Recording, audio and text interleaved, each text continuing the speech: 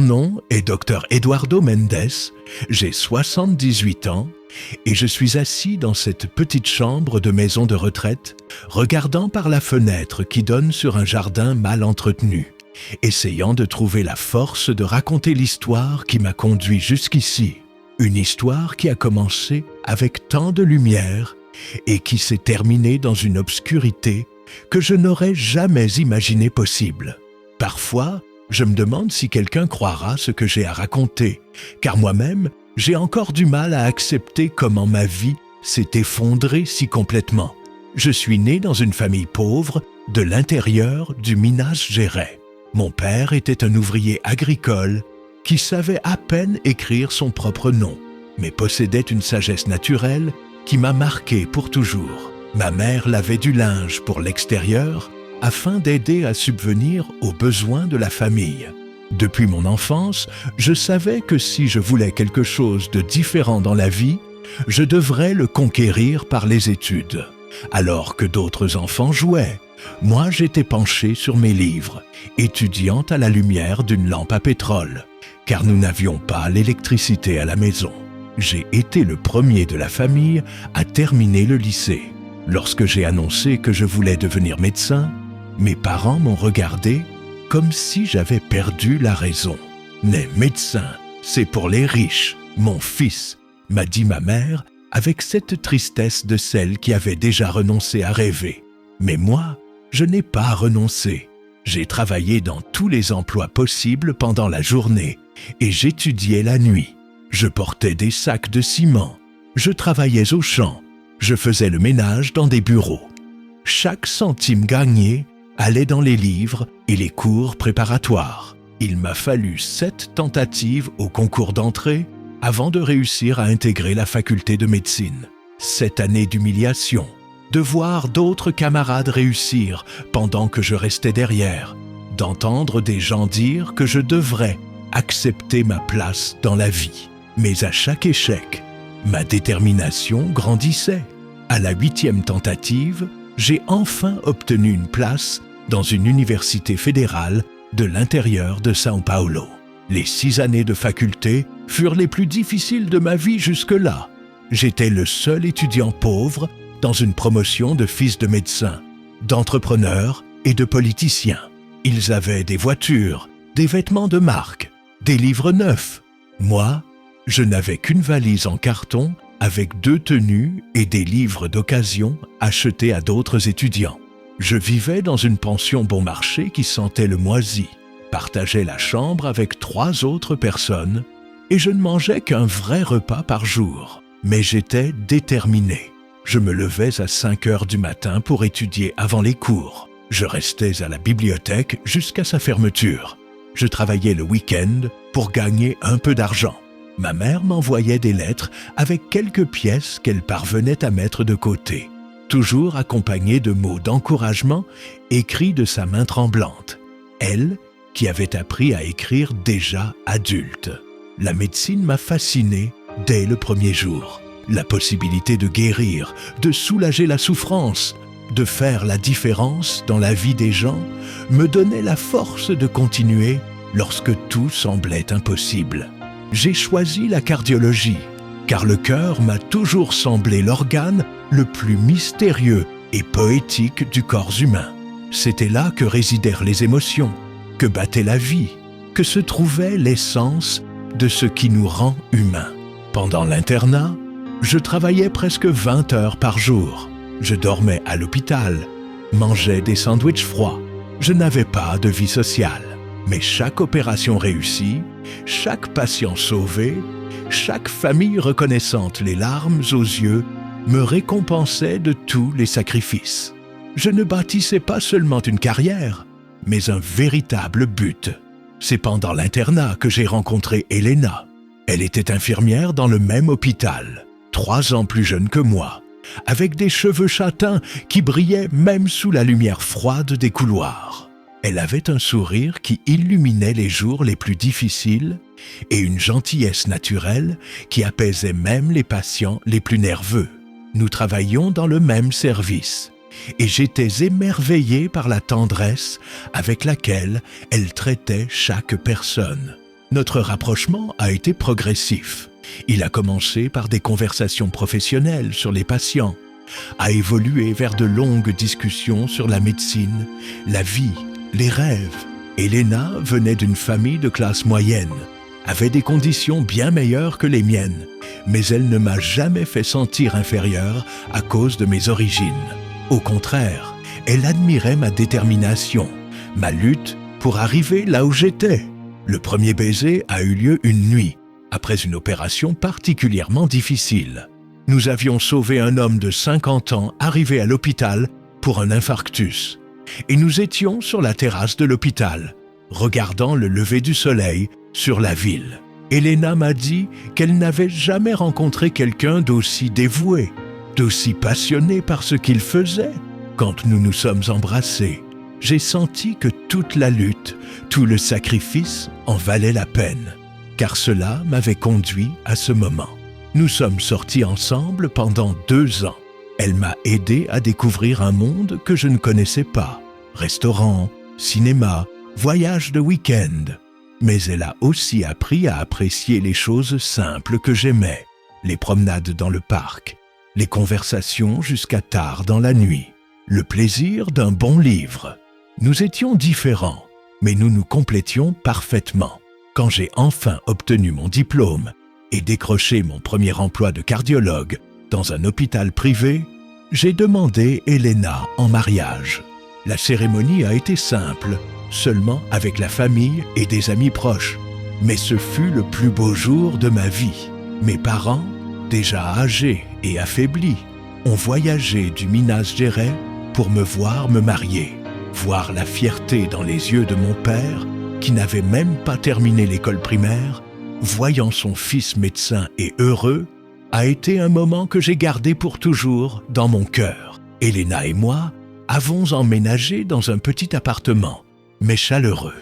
Nous travaillions beaucoup, mais nous trouvions toujours du temps l'un pour l'autre. Elle a quitté l'hôpital et a ouvert une clinique de soins infirmiers à domicile, tandis que moi, je m'établissais comme cardiologue. Nos rêves étaient simples. Fonder une famille, avoir une maison plus grande, voyager autour du monde à la retraite. Les années suivantes furent remplies de travail acharné et de croissance professionnelle. Ma réputation de cardiologue commença à se répandre. J'étais connu pour mon dévouement, ma précision dans les diagnostics, l'attention que j'apportais à chaque patient.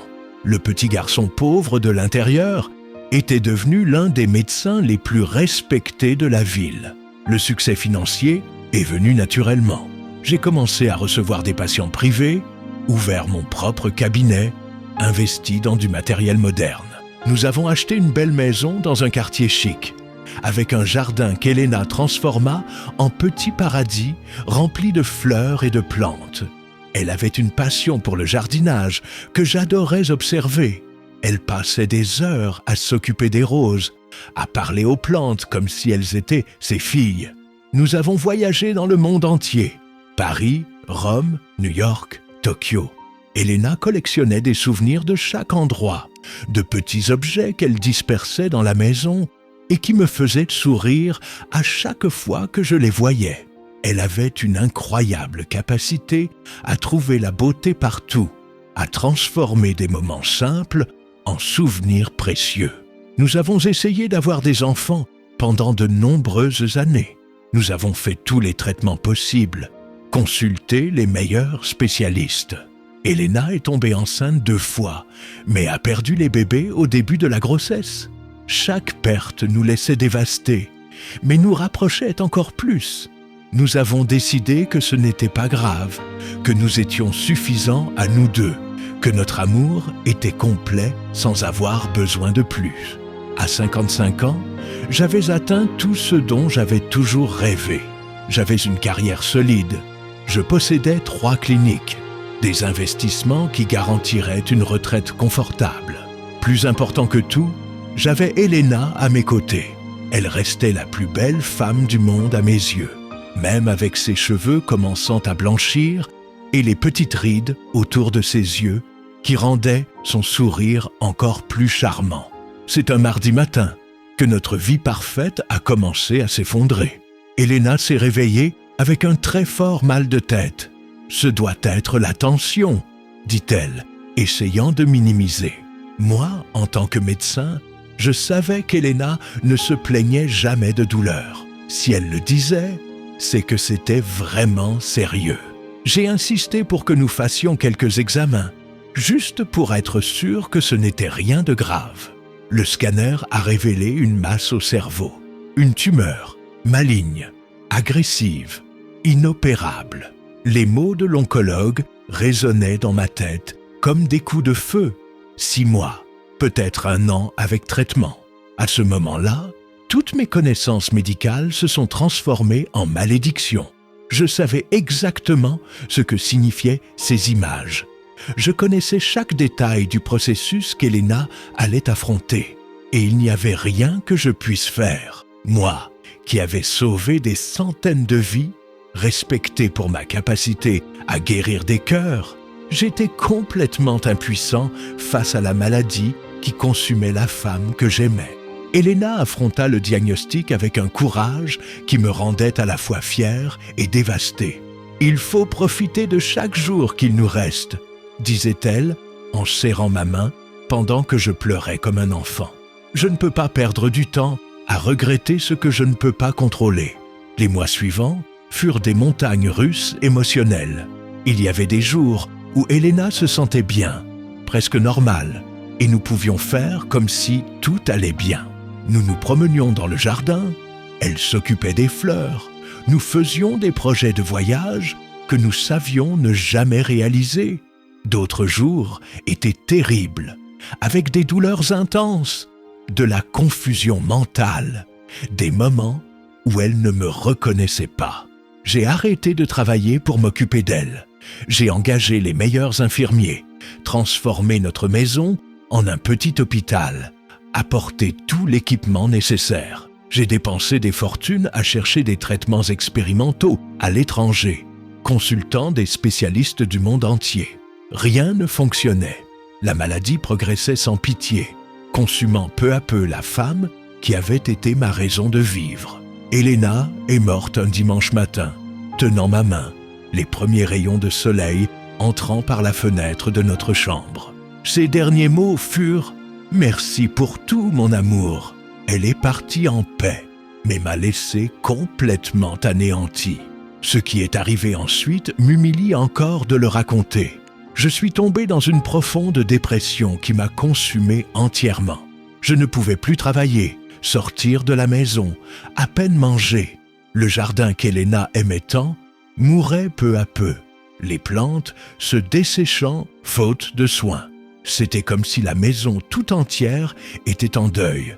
J'ai commencé à boire. Au début, c'était juste pour pouvoir dormir, pour échapper à la douleur que je ressentais chaque fois que je regardais le côté vide du lit. Mais cela devint rapidement une nécessité constante. Je me réveillais en buvant, passais la journée à boire, ne pouvant exister que dans une brume alcoolique qui atténuait la douleur insupportable de la perte. Les amis ont essayé de m'aider au début.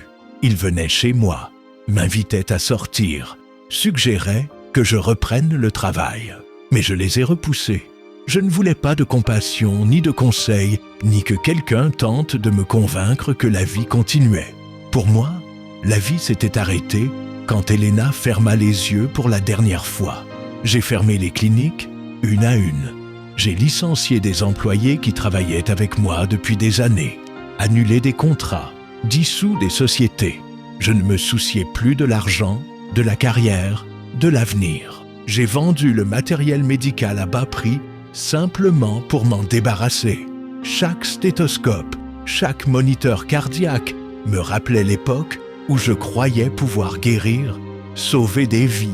Mensonge. Quand j'avais le plus besoin de mes compétences médicales, elles furent inutiles. J'ai vendu la maison, notre belle maison avec le jardin qu'Elena aimait tant.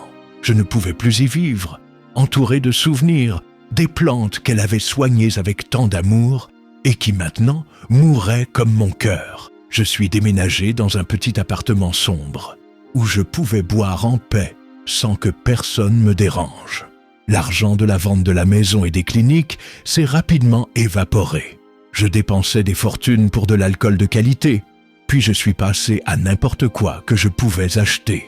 Je faisais des investissements stupides quand j'étais ivre, perdant des sommes énormes dans des affaires manifestement frauduleuses. Je m'en fichais. L'argent avait perdu toute signification. Mes parents sont morts durant cette période, à quelques mois d'intervalle. Je n'ai même pas pu assister aux funérailles. J'étais à l'hôpital, admis à cause d'une crise de sevrage, délirant, voyant des choses qui n'existaient pas. L'infirmière qui s'occupait de moi me rappelait Elena, ce qui ne faisait qu'empirer mon état. Je pleurais sans contrôle, criais le nom de ma femme, suppliant qu'elle revienne. Les années suivantes sont un brouillard confus d'hôpitaux, de centres de réhabilitation, de rechutes, de tentatives de récupération infructueuses. J'ai dépensé des fortunes en traitements, thérapies, médecins promettant de me guérir de la dépendance et de la dépression. Mais comment guérir quelqu'un qui ne veut pas être guéri? Comment sauver qui a perdu le désir de vivre?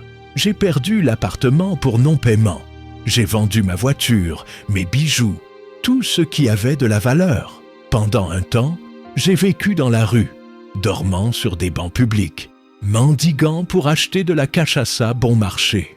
Moi, qui avais été un des médecins les plus respectés de la ville, était réduit à un mendiant, méconnaissable, dégageant l'odeur d'alcool et d'abandon. Un de mes anciens patients m'a trouvé sur une place, dans un état déplorable, et m'a emmené dans un centre de réhabilitation. Le docteur Eduardo Mendes était devenu un simple toxicomane anonyme nécessitant de l'aide. Le traitement a duré 6 mois. J'ai réussi à rester sobre, mais la dépression persistait. Sans Elena, sans but, sans espoir. À ma sortie de la clinique, j'ai découvert que je n'avais plus rien, absolument rien. La fortune accumulée pendant des décennies avait disparu.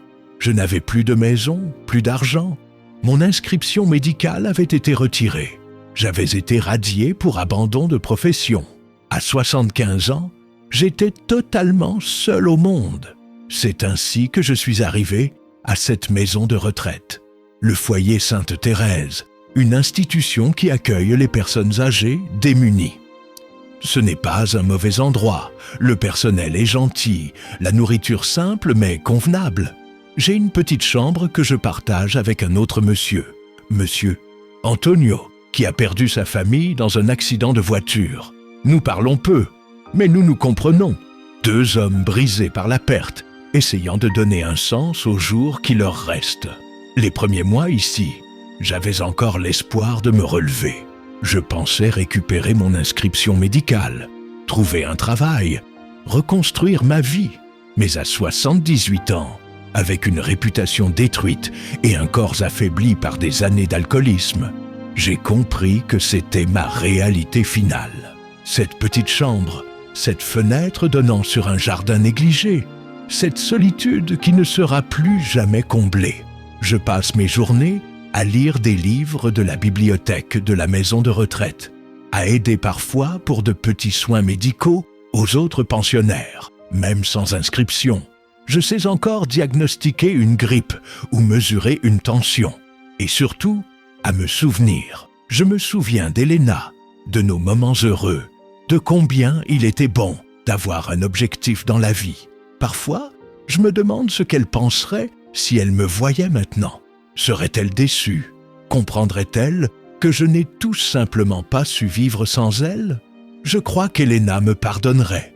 Elle a toujours été trop généreuse, m'aimant trop pour me juger de la façon dont je me suis effondré après son départ. Je reçois parfois la visite d'anciens collègues médecins qui ont su où je suis.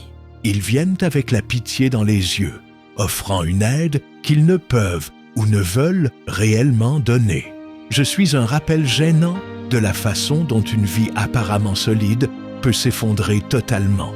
Je préfère qu'ils ne viennent pas. Je ne veux pas être un objet de pitié.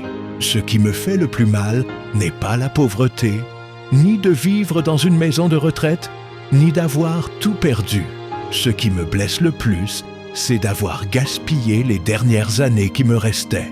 Elena aurait voulu que je continue à vivre, que je trouve un moyen d'être heureux même sans elle. Au lieu de cela, j'ai choisi de me détruire. J'ai choisi la voie la plus facile de l'autodestruction. Aujourd'hui, quand je regarde par la fenêtre de cette petite chambre et que je vois d'autres personnes âgées se promener lentement dans la cour, je pense à l'ironie de la vie. J'ai passé des décennies à amasser de l'argent, à bâtir un patrimoine, à garantir une sécurité financière. J'avais 3 cliniques prospères, des investissements, une belle maison, un compte en banque qui m'aurait assuré une retraite confortable. Tout a disparu en quelques années d'autodestruction. L'argent que je pensais me protéger n'a pas protégé contre la perte la plus dévastatrice qu'un être humain peut subir. Il ne m'a pas consolé lorsque j'ai enterré la femme que j'aimais. Il n'a pas comblé le vide laissé par son départ. Et quand j'ai utilisé cet argent pour fuir la douleur par l'alcool, il est devenu le carburant de ma propre destruction. Je vois d'autres pensionnaires ici qui sont arrivés pour des raisons différentes. Monsieur José, qui a travaillé toute sa vie dans une usine et n'a jamais eu beaucoup, mais qui est visité tous les dimanches par des enfants et petits-enfants qui l'adorent. Madame Maria, qui a été domestique pendant des décennies, qui a économisé centime par centime, mais qui sourit chaque jour parce qu'elle a la conscience tranquille d'une vie bien vécue. Ils ont une richesse que je n'ai jamais su garder, la richesse des relations humaines, de l'amour familial, de la paix intérieure. J'avais de l'argent, mais quand j'en ai eu le plus besoin, j'ai découvert que l'argent ne guérit pas la dépression, ne ressuscite pas les morts, ne comble pas le vide existentiel. Pire encore, j'ai découvert que lorsque vous êtes émotionnellement détruit, l'argent devient un outil d'autodestruction encore plus efficace. Sans lui, peut-être aurais-je été forcé de chercher de l'aide plus tôt, de trouver d'autres moyens de faire face à la perte. Il y a des nuits où je reste éveillé à penser à ce que j'aurais pu faire différemment. Si j'avais cherché une aide psychologique immédiatement après la mort d'Elena, si j'avais permis aux amis de m'aider au lieu de m'isoler, si j'avais honoré sa mémoire en continuant à vivre, en continuant à aider les gens en tant que médecin. Tant de si qui maintenant ne sont que des fantômes qui me hantent dans les nuits silencieuses de cette maison de retraite. Mais je sais aussi qu'il ne sert à rien de me torturer avec des regrets. Ce qui est fait est fait. Je ne peux pas revenir en arrière et faire d'autres choix. Je peux seulement accepter les conséquences de mes décisions et tenter de trouver quelque paix dans les années qu'il me reste. J'écris ces mémoires non pas pour chercher la compassion, mais comme un avertissement pour ceux qui, comme moi, croient que la réussite financière est la mesure d'une vie réussie. L'argent est important, oui, il offre sécurité et opportunité, mais il n'est pas tout. Quand on perd tout ce qui compte vraiment, l'amour, la famille, le but, la santé mentale, l'argent devient sans importance. Ce qui compte vraiment, ce sont les connexions humaines, les moments de bonheur authentiques, la capacité de trouver un sens même dans l'adversité. J'avais tout cela quand Elena était vivante. Nous avions peu au début, mais nous étions immensément heureux. L'argent est arrivé ensuite, à améliorer notre qualité de vie. Mais ce n'est pas lui qui a créé notre bonheur. Quand Elena est morte, j'avais encore de l'argent, mais j'ai perdu tout ce qui comptait vraiment. Et dans mon désespoir, j'ai utilisé cet argent pour accélérer ma propre destruction. Si j'avais été pauvre, quand elle est morte, peut-être aurais-je été contraint de continuer à travailler, à garder une certaine structure dans ma vie, à chercher du soutien dans la communauté. L'argent m'a donné la liberté de me détruire complètement.